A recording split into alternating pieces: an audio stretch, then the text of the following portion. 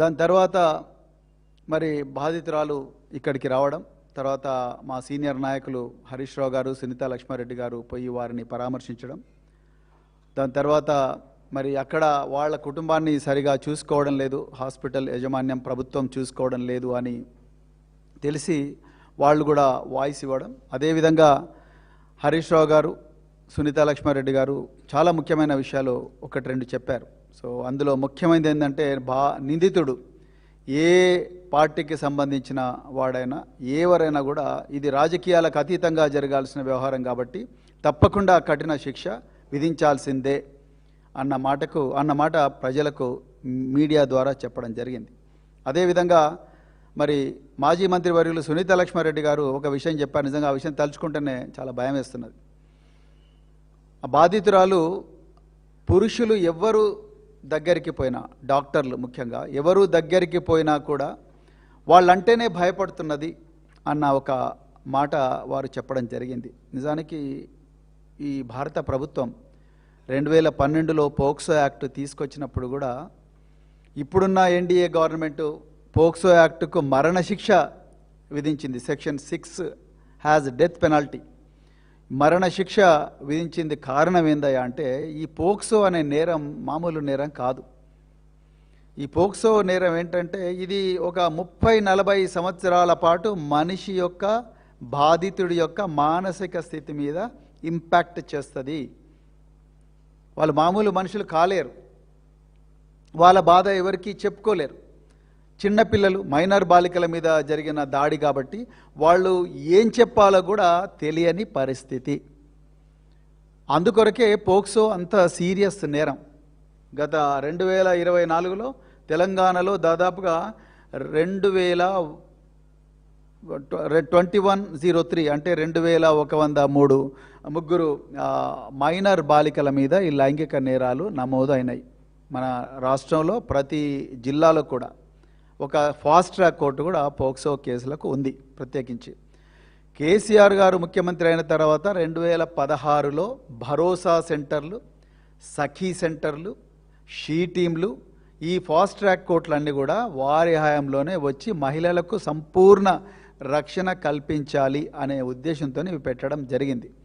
ఇవన్నీ కూడా ప్రజలకు మెమరీ మళ్ళొకసారి నేను రిఫ్రెష్ చేసే ప్రయత్నం చేస్తున్నా. సో ఇది ఎంత సీరియస్గా ఉంటుందంటే పోక్సో నేరం, నాకు తెలిసిన ఒక కుటుంబం, వాళ్ళ పేర్లు అక్కర్లేదు, పేర్లు చెప్పకూడదు కూడా, వాళ్ళు ఏ దేశంలో ఉన్నట్టు కూడా చెప్పకూడదు, కానీ వాళ్ళు దాదాపుగా 50 సంవత్సరాల్లో ఉన్న ఇద్దరు అక్క చెల్లెళ్ళు, వాళ్ళిద్దరు కూడా విదేశాల నుండి మళ్ళీ వచ్చి గత 3 నెలల క్రితం వాళ్ళు 30 సంవత్సరాల క్రితం జరిగిన దాడి తాలూకు గాయాలు మా మనసు మీద ఇప్పటికి కూడా ఉన్నాయి. మమ్మల్ని ఎవరైతే లైంగికంగా వేధించాడో ఆ నిందితుడు ఇంకొక పక్క దేశంలో ఉన్నాడు. వాడు ఇప్పుడు ఒక మంచి పొజిషన్లో ఉన్నాడు. వాడు తన వ్యక్తిగత అవసరాల నిమిత్తం హైదరాబాద్కు వచ్చిండు. మాకు ఈ విషయం తెలిసింది. మేము అర్జెంటుగా ఇప్పుడు వాడిని కన్ఫరెంట్ చేయాలి, వాడిని అడగాలి అసలు ఎందుకు చేసినావు అని చెప్పి, మాకు ఏ విధంగా దీన్ని లీగల్గా ఎదుర్కోవచ్చు అని చెప్పి వాళ్ళు నన్ను అడగడానికి నా దగ్గరికి వచ్చారు ఇద్దరు సిస్టర్స్. అంటే మీరు ఒక్కసారి అర్థం చేసుకోండి, 30 సంవత్సరాల తర్వాత కూడా మనసు మీద మానని గాయాన్ని పోక్సో ఈ లైంగిక దాడి అనేది చేస్తుంది. అందుకొరకే ఇది చాలా సీరియస్ నేరం. అదేవిధంగా ఒక 4-5 నెలల క్రితం నిర్మల్ ప్రాంతంలో ఒక దుర్మార్గుడు, వాళ్ళ తల్లిదండ్రులు ఇద్దరు కూడా కలిసి ఉండడం లేదు. సో భార్యాభర్తలు విడిపోయి ఉన్నారు. బిడ్డ 16 సంవత్సరాల వయసు, 17 సంవత్సరాల వయసు. సో తండ్రి దగ్గర ఉంటుంది, తల్లి దగ్గర ఉండడం లేదు. సో బిడ్డ మనశ్శాంతి కావాలి, అయితే నీ బిడ్డకు నా దగ్గరికి వస్తే చాలా మంచి ప్రశాంతత దొరుకుతుంది అని చెప్పి ఆ తండ్రికి తెలిసిన ఒక మిత్రుడు, నా దగ్గర అన్ని విద్యలు ఉన్నాయి, మీ అమ్మాయి మనసును ప్రశాంతంగా చేస్తాను అని చెప్పి మా ఇంటికి పంపించు అంటే తండ్రి ఇతనితో ఉన్న స్నేహం వల్ల నమ్మి ఆ అమ్మాయిని ఇతని దగ్గరికి పంపిస్తే ఆ దుర్మార్గుడు చెప్పలేనని అఘాయిత్యాలు ఆ అమ్మాయి మీద చేయడానికి ప్రయత్నం చేస్తే ఆ అమ్మాయి పారిపోయి వచ్చి ఆ అమ్మాయి బిహేవియర్లో పూర్తిగా మార్పు వచ్చింది. మార్పు వస్తే ఆ తండ్రికి ఏం చేయాలనో అర్థం కాక పోలీసు వాళ్ళను సంప్రదించి ఆ అమ్మాయి మీద జరిగిన ఏదైతే దాడి ఉన్నదో ఆ దాడి వివరాలన్నీ కూడా మరి పోలీసు వాళ్ళకు చెప్తే ఆ పోలీసు వాళ్ళు మరి నిందితుడిని అరెస్ట్ చేయలేదు. మళ్ళీ మేము డీజీపీ గారికి రిక్వెస్ట్ చేసి డీజీపీ గారికి చెప్పి, అప్పుడు శివధర్ రెడ్డి గారు డీజీపీగా ఉన్నారు, వీడి కోసం ఒక ప్రత్యేకమైన బృందం వేయాలంటే ఆ నిందితుడి కోసం ప్రత్యేకమైన బృందం వేసి వాడిని నిర్మల్లో మరి పోలీసు వాళ్ళు వల పన్ని పట్టుకున్నారు. అంటే ఎందుకు నేను చెప్తా ఉన్నా అంటే తెలంగాణలో ఎట్లా కేసులు జరుగుతూ ఉన్నాయి, మనం ఎలాంటి జాగ్రత్తలు తీసుకోవాలని చెప్పేసి. ఇకపోతే ఇక మరోవైపు మళ్ళొకసారి మీ మెమరీ రిఫ్రెష్ చేయాల్సిన బాధ్యత కూడా నా మీద ఉన్నది. మే 8వ తారీఖు నాడు పేట్ బషీరాబాద్ పోలీస్ స్టేషన్లో ఒక మహిళ తన కూతురికి గత సంవత్సరం నుండి మల్టిపుల్ టైమ్స్ అత్యాచారం జరిగింది. ఫామ్ హౌస్ల్లో కానీ, బేస్మెంట్లలో కానీ, సర్వీస్ అపార్ట్మెంట్లో కానీ, ఇవన్నీ కూడా కేంద్ర హోంశాఖ సహాయ మంత్రి స్వయాన ఆయన కొడుకే చేసిండు. ఆ తండ్రి దగ్గరికి సంగప్ప అనే ఒక జర్నలిస్టు ఈ కేంద్ర హోంశాఖ సహాయ మంత్రి అనే బండి సంజయ్ గారి దగ్గరికి తీసుకుపోయినరు అని చెప్పి ఆమె కంప్లైంట్లో రాసింది. అది మీ అందరికీ ఇక్కడ 4-5 సార్లు దీని గురించి మాట్లాడినాం. దాని తర్వాత ఆ నిందితుడు బండి భగీరథ్ అరెస్ట్ కావడం, ఇప్పుడు ఆయన చెర్లపల్లి జైల్లో ఉండడం జరిగింది. అయితే నిజానికి దీనికి మే 8వ తారీఖు నాడు ఇవాళ జూన్ 12వ తారీఖు. మరి ఇంతవరకు A1 చుట్టే తిరుగుతూ ఉన్నది. మరి A2, A3 ఏమైనరు? ముఖ్యంగా సరే A2 దగ్గరికి, సంజయ్ గారి దగ్గరికి ఒక 2 నిమిషాలు లేట్గానే పోదాం. A3 సంగప్పను పట్టుకోవాలి కదా, ఎందుకంటే సంగప్పకి ఈ విషయం అంతా తెలుసు. ఆ సంగప్పను పట్టుకొని ఆయన పట్టుకోకపోయినా ఆయనకు నోటీస్ ఇచ్చి, బాబు ఒకసారి నువ్వు పొల్యూషన్కి రా, నీతో మాట్లాడాలని చెప్పి ఆయనకు ఒక క్వశ్చనైర్ తయారు చేసి, ఆయనకు ఒక పాలిగ్రాఫ్ టెస్ట్ అంటే లై డిటెక్టర్ టెస్ట్ పెట్టి, నువ్వు ఇవన్నీ చేసినావా? మరి ఆ అమ్మాయి తన 161 స్టేట్మెంట్లో, తల్లి పోలీస్ కంప్లైంట్లో, తల్లి ప్రెస్కి ఇచ్చిన ప్రెస్ నోట్లో ఇవన్నీ కూడా చాలా క్లియర్గా రాసింది. 164 స్టేట్మెంట్ హానరబుల్ మెజిస్ట్రేట్ ముందర ఆ అమ్మాయి చాలా క్లియర్గా చెప్పింది, మమ్ములను సంగప్ప కేంద్ర హోంశాఖ సహాయ మంత్రి శ్రీ బండి సంజయ్ గారింటికి హైదరాబాద్లో ఉండే ఇంటికి తీసుకొని పోయిండు అని చెప్పి ఆ అమ్మాయి చెప్పింది, వాళ్ళ తల్లి కూడా చెప్పింది. ఇంకా ఇంతకన్నా విలువైన సాక్ష్యము ఏం కావాలి, విలువైన ఆధారం ఏం కావాలి? సో సంగప్ప గారికి నోటీస్ ఇచ్చి, అయ్యా సంగప్ప మరి నువ్వు బండి సంజయ్ గారింటికి తీసుకుపోయినావా లేదా అని అడగాల్సిన బాధ్యత పోలీసుల మీద ఉన్నదిగా. ఇంతవరకు అడిగినట్టుగా మా దగ్గర అయితే సమాచారం లేదు. అడిగుంటే అడిగినామని చెప్పి కమిషనర్ ఆఫ్ పోలీస్ సైబరాబాద్ చెప్పాలి.